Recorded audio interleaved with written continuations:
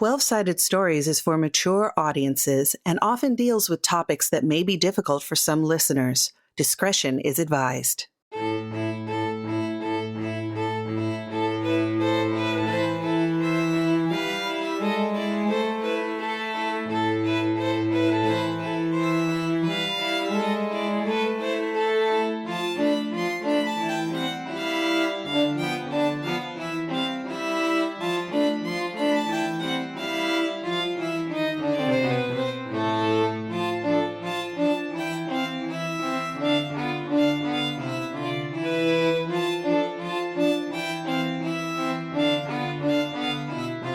Come, brave the dark woods of folk horror with us in this Vason actual play, The Hidden North.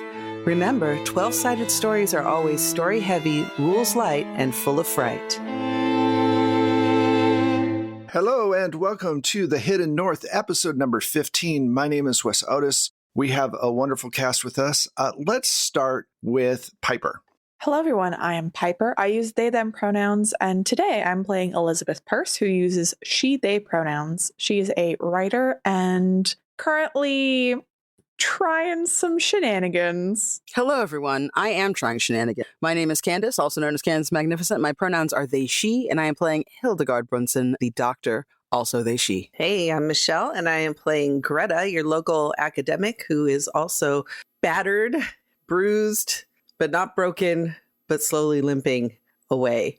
And her pronouns are she, her. Hello, I'm Saint. I'm playing Sieve, our occultist, and both of our pronouns are she, her. And we're just gonna get groovy with it, actually.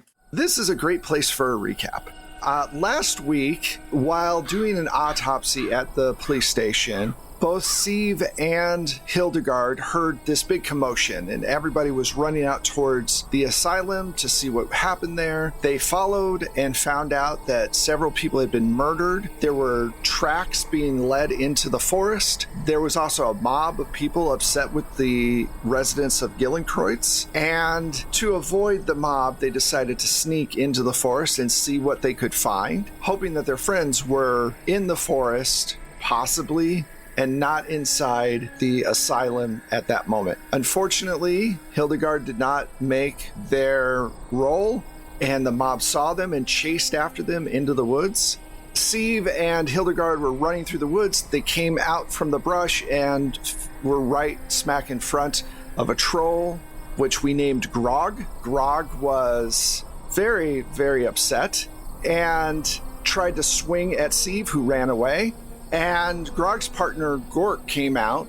During this whole time, Elizabeth snuck over, woke up Greta, who had been hit the previous game and had been hit in the head at the beginning of the game and was knocked out. Greta woke up and started making her way towards Uppsala as quickly as possible. Meanwhile, Elizabeth decided to try to basically get Gork to not attack them. They took a compact out and was like, look, shiny.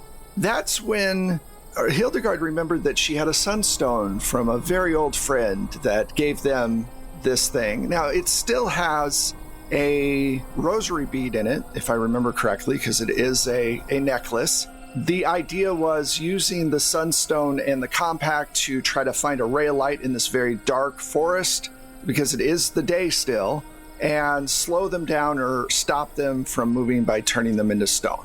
Okay.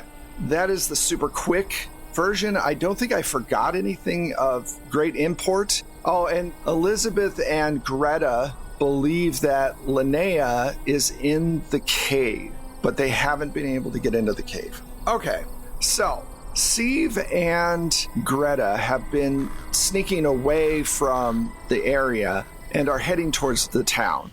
And I'm going to say that they link up, okay? So the two of you see each other and you kind of make your way over to each other. Before I get to Elizabeth and Hildegard, do you guys want to say anything to each other? Well, in the last ep, I was going to do like a singing thing or a humming thing. Oh, you were going to sing, yeah. Yeah, but if that's really not necessary, because Steve doesn't know that they're about to do sunlight stuff. We don't know what's necessary or what's not. You might save Hildegard or Elizabeth if their thing doesn't work, so It's worth a shot. If I catch up with Greta, or when I catch up with Greta, I will mention that I had this. When I see you disoriented, I am just like, okay, are you okay? You're bleeding. Can you keep walking? Are you okay? I'm battered, but I'm okay. I don't know how much I can do. I'm lucky all I lost was a tooth. And I show her the tooth. I was like, oh. And Steve realizes that that's similar. That's a familiar sight. Okay, I believe a way we can help our friends get out is using a little bit of a tune or music. Are you okay to stay hidden over here? I mean, I'm okay, but they can smell me. I was baptized. Okay. Well, in that case, then I'll help her up. I think it makes more sense for us to get just out of this border of darkness. Well, if your humming is gonna work, I can keep going. I'll make my way, or I can sit here and hum with you if I know the tune. Actually, I was thinking of one that's a bit familiar. If you remember the cabin at the beginning of our journey. Oh yeah. And another little shaky little courage shake. Not quite like a dog, not quite like a human. I just gesture a little wildly and go, okay, on my count of 3, I'll start, and you just follow my lead. Okay, cool. So you start singing, humming. Obviously, you're going to have to be loud enough, so you're probably going to be singing so that they actually can hear you. But you're basically singing the melody. Let's start with Elizabeth. So you're trying to find light. You're backing up slowly, if I remember correctly. Give me an observation roll. Okay, that is 1-6. All right. You turn, and this small ray of light comes from the compact. Gork puts up his hands really quickly, and you notice that part of his hand starts to turn into stone. And he kind of reels back really quickly and is trying to get away from you at that point. Let's jump over to Hildegard real quick. Grog hears Gork yelling as this beam hits him. His attention is turned away for just a moment. You've got your sunstone. Do you want to tell it what you need? Speak a word, or what do you want to do? I look at... This is Gork in front of me? Grog is in front of you. Okay. I look at him and I say, Herr Troll, I recognize that you feel as though you're under attack. You're trying to enjoy time with your partner. However, I must say, you must let my friends go. We don't mean you any harm. We were chased in here by a mob. And I don't want you to turn to stone without being close to your man. But at the same time, I fear for my friends and I's safety. Can you take him away into the forest and we don't have to do this? You can have a lovely time. We leave, or I can move this a little bit to the left and you just, you turn back into stone promptly. Okay, give me a manipulation roll. Different stats into different things. Ha! 2 6s! All right. Well, with Hot dog. Hot diggity dog. All right, so with that extra success, he says in broken Norwegian, he says, stop hurting Gork, and I'll let you go. Understood. Danke. And I think Hildegard looks at the others. Hey, wait a minute. I have brokered a deal with this one. He would like us to stop hurting his partner. Put that down. We are going to leave peacefully. I understand, but I think Linnea's inside the cave. Would you allow us to get the human? He thinks for a second, and you did get 2 successes, and so he goes, fine, quickly. Dankeschön, Herr Troll. We will be out of your moss in a moment. Elizabeth, you're closest to the cave. I'm going to assume you probably run in first. Yeah. Elizabeth shuts the compact and immediately just runs quickly as she can into the cave. And Grog goes over to Gork to console him as his hand is still changing back. If they change completely, they die.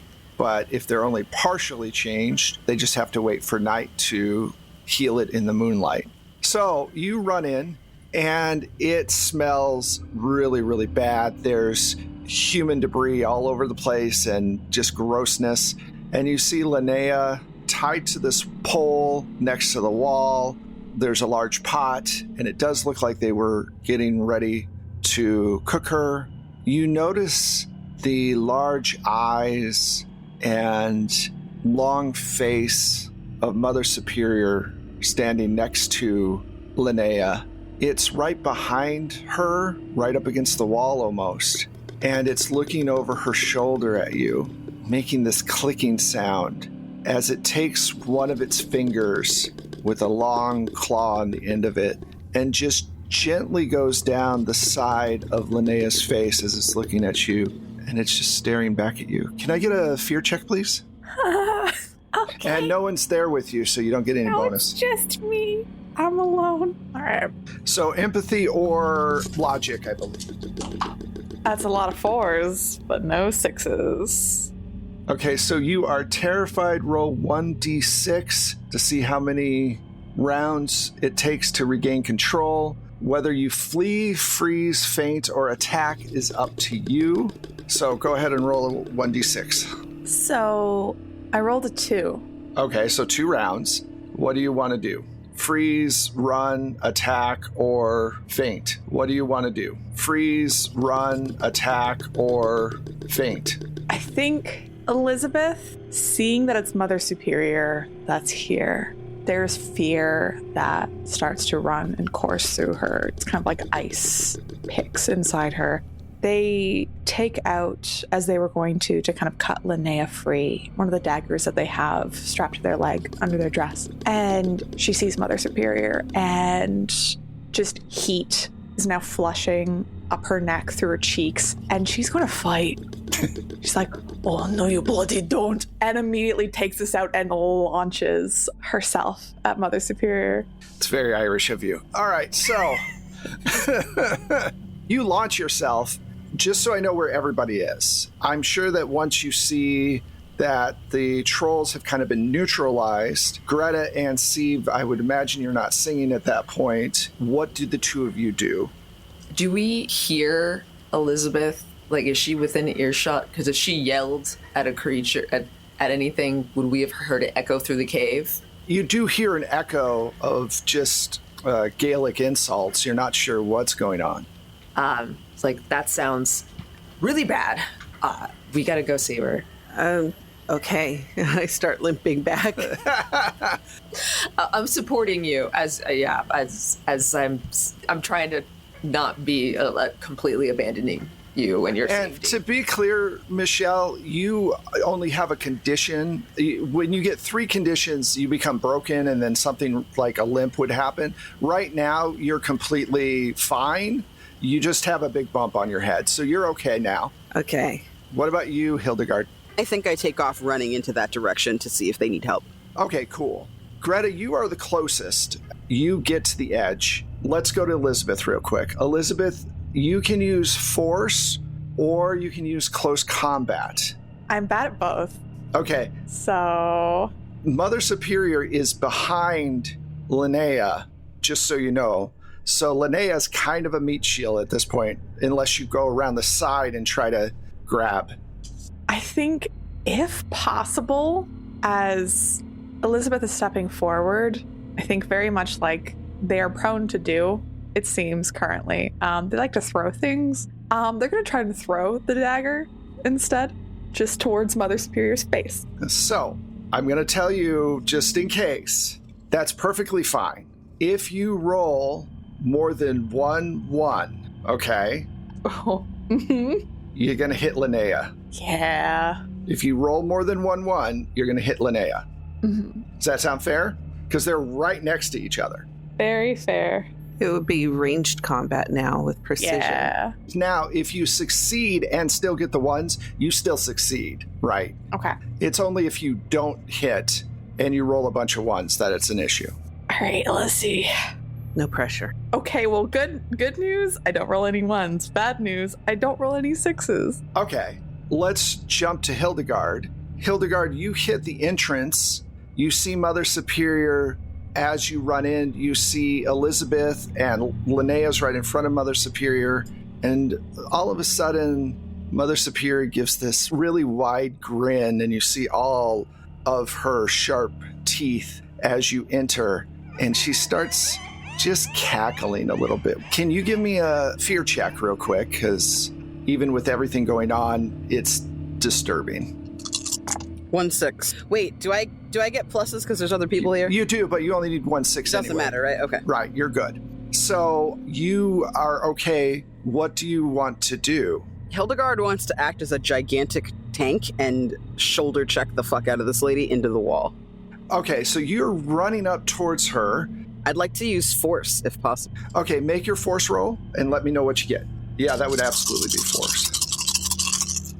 I got a 6. 1-6. Okay, Yeah. cool. Ooh. Now, you're running really fast towards her. She gets to make a roll to see if she can dodge. Okay.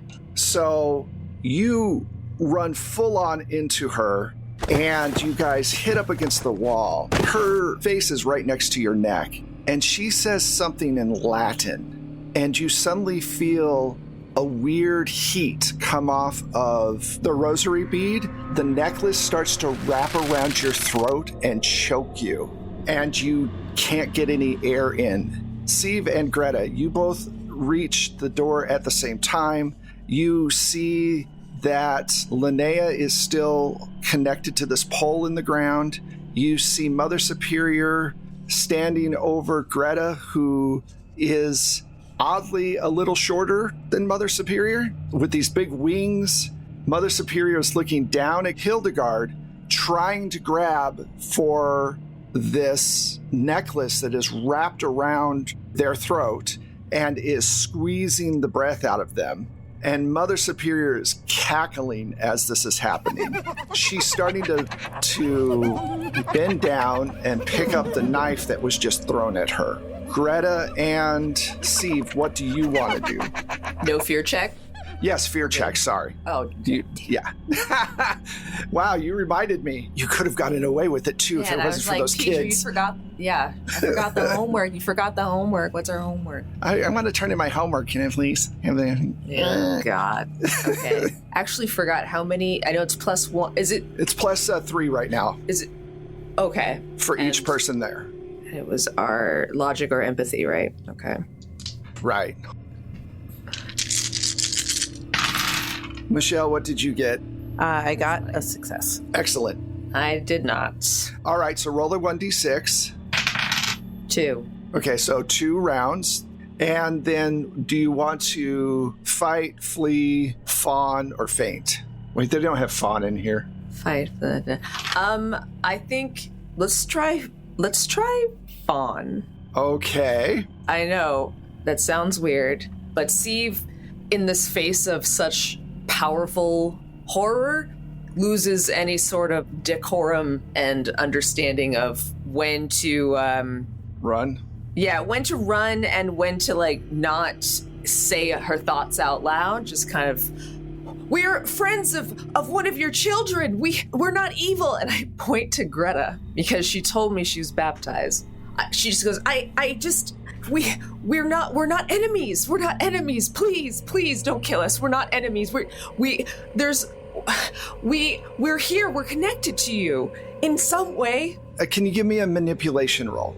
Hilariously, I put no manipulation points in, but I do have some empathy. So here we go. Seems kind of opposite of empathetic. Sorry about that, Greta. Did you get one? Yes, I got a 6. 1 6. Okay. Though cackling, Mother Superior looks down at you after you say that and says something in Latin, and I don't think any of you know Latin. I might. You might. I might also know it because of medical stuff. A lot of that is in Latin. True. Okay, you know what? I will say that you know it then, because that makes sense. And she says, they stole my children, and you're helping them, and you deserve what you get, but I need you alive. And she takes the dagger, and she plunges it into Linnea's chest. Ah, shit. And then she disappears into the blackness. Meanwhile, Hildegard is still choking from this necklace wrapped around their throat. Is my strength enough to tear at the necklace? Yeah. I think that's what Hildegard does. All of you probably see a moment of hesitation. she like really doesn't want to break it. They kind of clutch the pendant tightly and kind of close their eyes and then just yank with all of their might to open it, to snatch it off the second that they see Linnea is in medical danger. Okay. I'm going to say you're able to do that. Nothing adverse happens. You rip the chain off and you have the sunstone in your hand. Linnea is not moving. She's been badly damaged. You don't know whether or not the heart has been hit, but blood is streaming down. I need a medical roll. This have been very intense games. Very. I got a 6. Yay. Hey, that's all you need. Okay. So you quickly take Linnea down from the post and you start to administer help.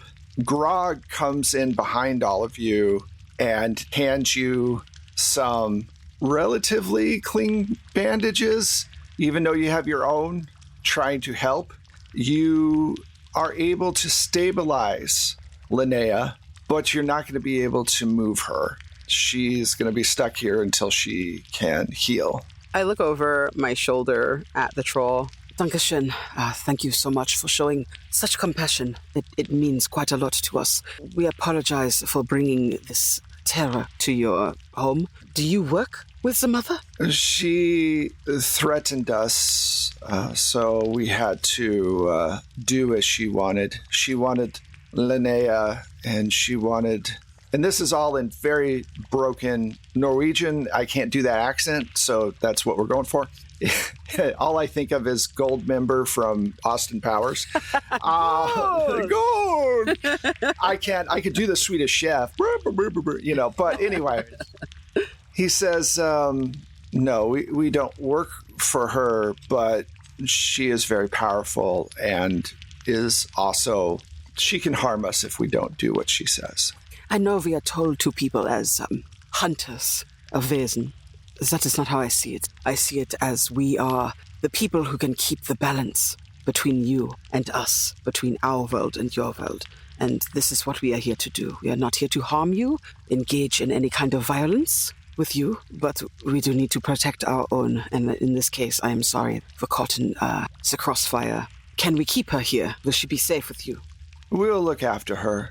We tend to try to not eat humans, but lately it's been difficult. We haven't been able to find as much of our food around as we were. We're sorry for killing your sick. We shouldn't have done that. We were told to make a mess, and we did.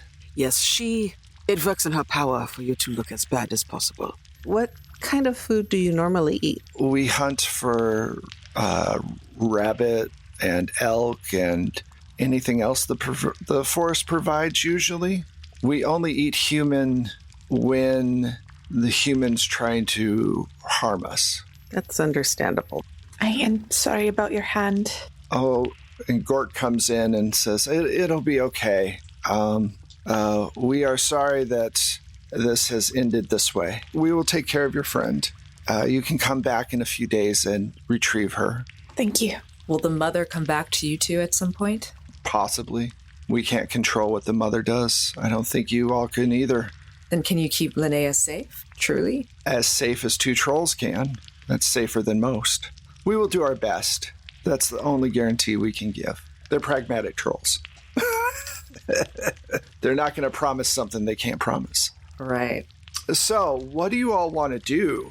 I don't mean to be a downer, so to speak. However, if we do return home, I think it's important to remember Sister Lucy, and she is an agent of the mother. She's the agent that you believe of living Mother Superior of Uppsala, to be clear. So, of the church. Still bad. Yeah, you haven't talked with Mother Superior of the church in Uppsala yet. That is an option. But yeah, Lucy is definitely, I haven't mentioned that in the recaps, but Lucy has been making maps and things have been gone missing. You also have the 4 other people who showed up. The old man with the raven showed up, and the really good-looking young 18-year-old handsome boy with the red hair. The American... And the not Hildegard. Right, yeah. Russian Hildegard. Russian Hildegard showed up, and American Elizabeth showed up. So I'll let Steve and Greta fight over who the old man represents. Anyway, what do the two of you want to do? What about the beautiful one? So, like I said, fight. All right, where do you want to go? Castle Gillenkreuz to talk with Mother Superior? Do you want to go to the asylum? Though you pretty much know what happened there. What's your pick? I say we go see Mother Superior. Either she's working for Mother Superior sent her, or she's trying to follow the teachings of Sister Ifka in some way. I don't know. That's my feeling. Elizabeth is going to pick up the dagger again, gently wipe it off on the underside of her dress. Agreed. Go see the mother. Maybe try to clear some of this up and maybe come to some sort of agreement. I don't think the church will be able to help us at all, but maybe if we can calm things down, let her know what's happening somewhat. That sounds like our best option. Before we go, what did that demon say to you guys? Was that Latin? Yeah. She said that we're working with those who are killing her children. I'm wondering who is killing her children, and she thinks we're working with them. She also said the Latin word for jukebox, but you didn't recognize it because it's a long time ago. Sorry, I had to. Go ahead. Ukbox J? Ukbox J? It's not pig Latin, it's regular Latin. Wait, that's the Wait, what? It's the wrong Latin. I know that Latin. Yeah. I think that what she might mean, considering that Steve and I, we went to go look at the man who met such a grisly end with the spike through the throat and neck. He was a changeling. Do you all have experience with changelings at all? Steve kind of sighs and looks off to the distance. Yes, some. I don't know if it'll be helpful, though. I have a lot of personal experience with it. I just wanted to make sure, before I continue to give you my theory, that you understand they are and what they mean. Absolutely.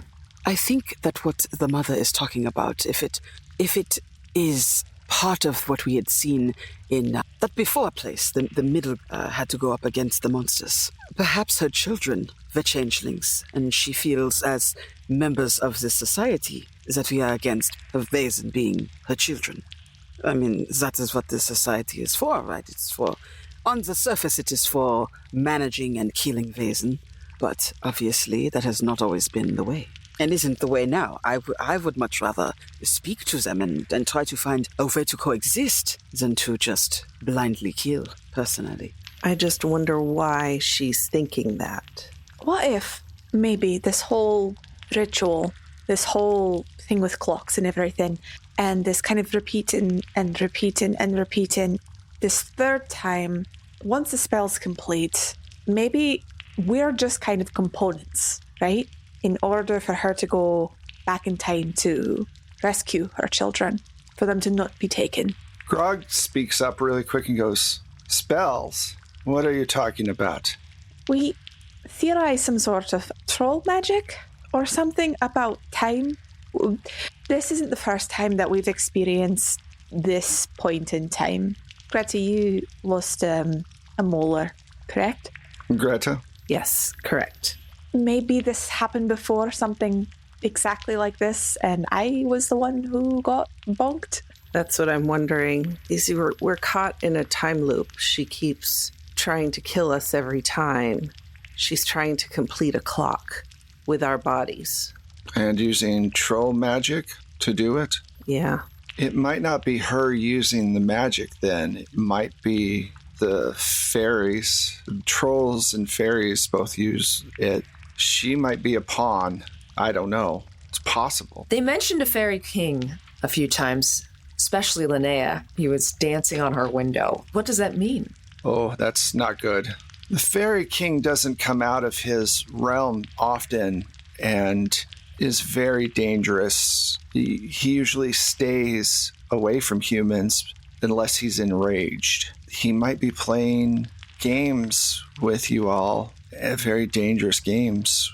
I can help you a little bit. And he goes through and moves around a bunch of stuff. and comes out with this strange looking box of like different animal parts in it.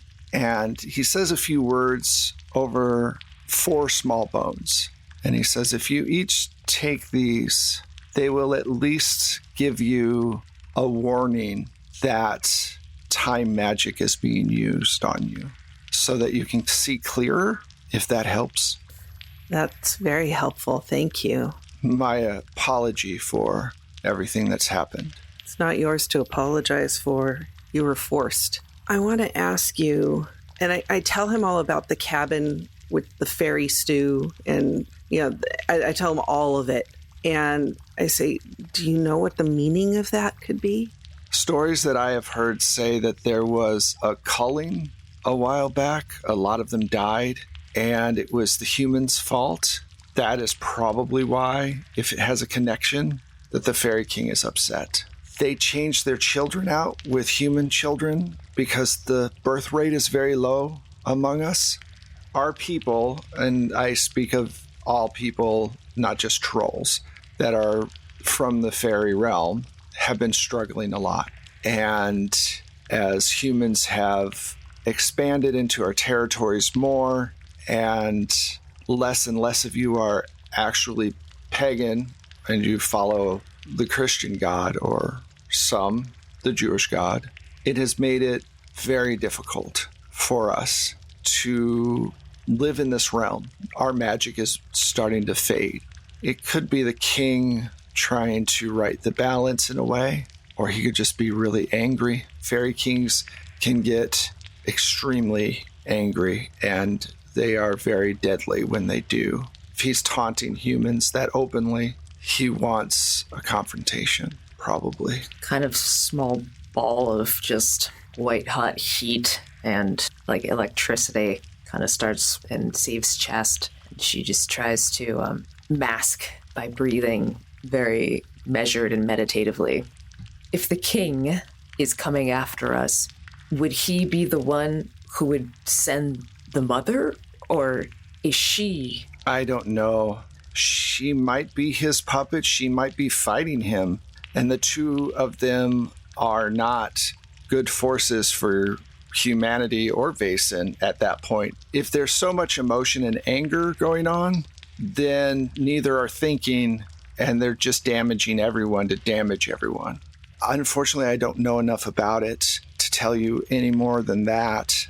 But with those bones I've given you, you'll be able to tell which things are from a different loop and which things are now. So hopefully that will help. Steve nods a little despondently and walks back, just kind of towards the entrance. Any other questions for Gork and Grog, or do you guys want to head out to Mother Superior, the living Mother Superior? I think I'm good. Yeah. Okay, cool. I felt that was, you guys got some good information there, right? Mm-hmm. Awesome. All right. You head back, and as you're leaving the forest, you notice something strange. It is dark outside. It's nighttime, and there's about a foot of snow on the ground. I reach for the bone. Is it tingling? Is your bone tingling? Phrasing. Bone, it's a tingle one. I got a tingly bone right here. Oh, thank you, Saint. All right. I made no jokes this podcast. I had to. I don't know. It's a valid question at my age.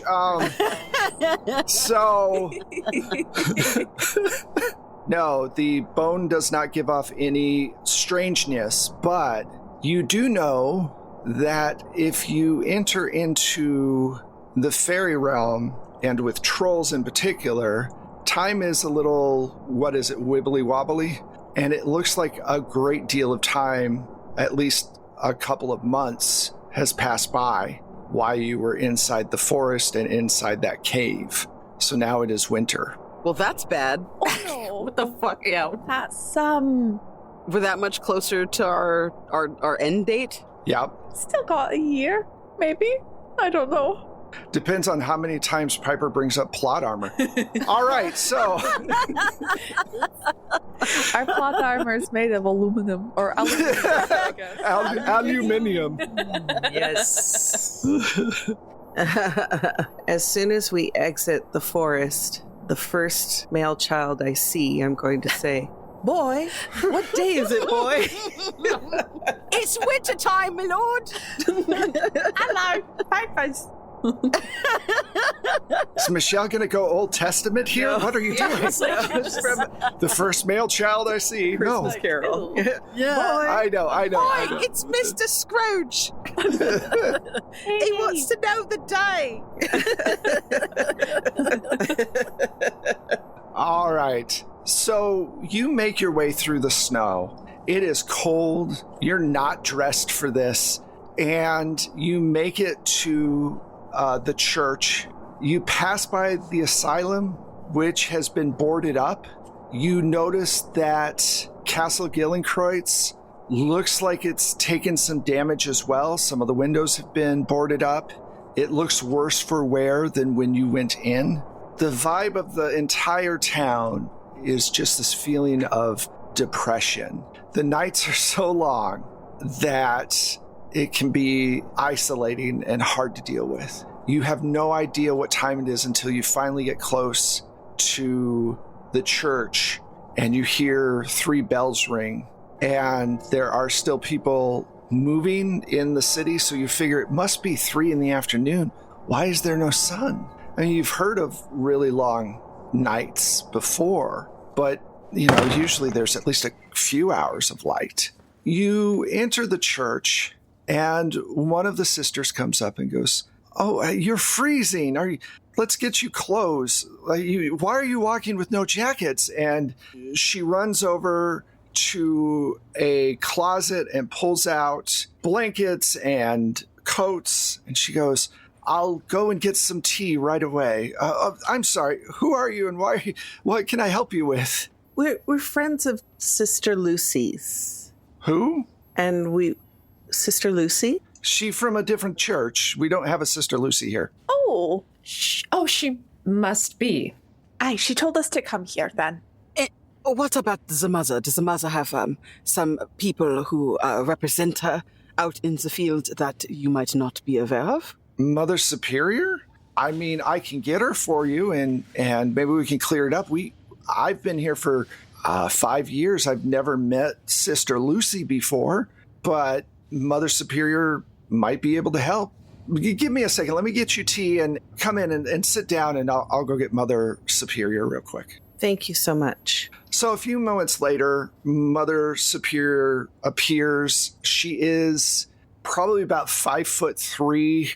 She has on her habit. She's older. She looks like she may be well into her 70s. She is incredibly alive, I'll say. Not, slow moving or stiff or anything like that. And she walks in and looks at the 4 of you sitting on the bench, and she goes, "Let's go into my office and talk. I have a fireplace in there. Sister, bring the tea in with you and we'll find out what's going on." And you all file into her office, and chairs are provided. And she sits down and goes, "Now, Sister Amy said that you were looking for a Sister Lucy here, correct?" Aye. We don't have a Sister Lucy here. Where did you meet her? She was in Castle Gillenkreutz. She invited other nuns over, saying that she was doing so behind the Mother Superior's back. Interesting. Do you know of any cults of nuns? Perhaps nuns that have declined the service of your god? Or perhaps defected?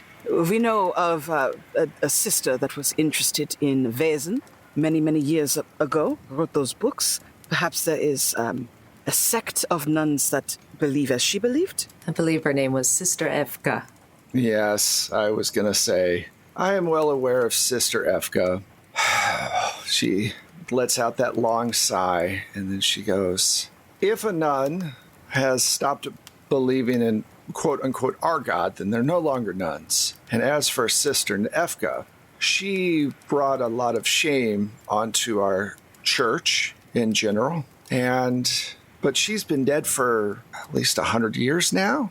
Even in death, at least the lingering anger of Sister Efka still survives, unfortunately. That's strange. As for a cult, there are always schisms within churches at some point where people feel that they know better than the church itself. So could there be a group of people who have taken up Ifka's beliefs? I would hope not, but it's very possible. Let me check the registry for this Sister Lucy of yours. And she pulls down this huge tome and puts it on the table. And it's got yellowed paper in it. It's pretty old. And she starts looking through. And after about 5 minutes goes by, she goes, "Well, I found your Sister Lucy." She turns the book around towards you and points to it. When you look, it says, Sister Lucy died in 1787. And that's where we're going to end this episode. Ooh, shake the bone at her. Yeah. She's a ghost. I got a tingly chicken bone here. My bones are rumbling. You gotta do the little hex fingers, like the 2 clawed fingers, and shake the bone. I've seen it. That's what you do. All right. Well, obviously, this opens up a lot of questions that we're going to leave for next time. Thank you all so much for playing. This was a lot of fun. These last 2 episodes were definitely hair-raising. Let's find out where all our wonderful people are. This time, let's start with Candace. Hello, everyone. My name is Candace. I have been Hildegard Brunson. You can find me on Twitter and Blue Sky at the Candace Marie and everywhere else at Candace Magnificent. You can hear more of me on Bloom and Blight, which is a Girl by Moonlight podcast, as well as Partial Veil, which is a cosmic horror meets Fargo podcast. And if you're looking for me in other places, check me out on Chaotic Wholesome Presents, as well as 3 Black Halflings. Hi, everyone. I have been and will always be Piper. I've been playing Elizabeth Purse. You can find me over on Twitter at Maddie Mattihi. That's MattyMatteehee, or on my Twitch channel at Mattihi, where myself and Candace and others play a game called What We Do in the Shallows, which is a queer pirate romantic adventure. Very scary, very smoochy. And you can also find me over on Chaotic Wholesome, playing Unlikely Heroes, and where I play a rat. It's a good time. Hello, I'm Saint Spider, and I have been playing Steve. And primarily, truly, you can find me on some previous 12-Sided Stories campaigns. They were fantastic and lovely. I've been a vampire. I've been a normal, cool 90s kid, and everything outside and between that. So please go enjoy that catalog. Hey, I'm Michelle, and you can find me on the socials at Michulu. That's Michulhu. You can also find my music and Wes's amazing sound effects if you go to Drive-Thru RPG and look for Plate Mail Games. And my name is Wes Otis. You can find me at Plate Mail Games on all the socials. You can find the show at 12-Sided Stories, the number 12 and then Sided Stories at all the socials as well. That is it. Thank you all so much for joining us. We cannot wait until we get back to this and have more The Hidden North. Bye, everybody. Bye.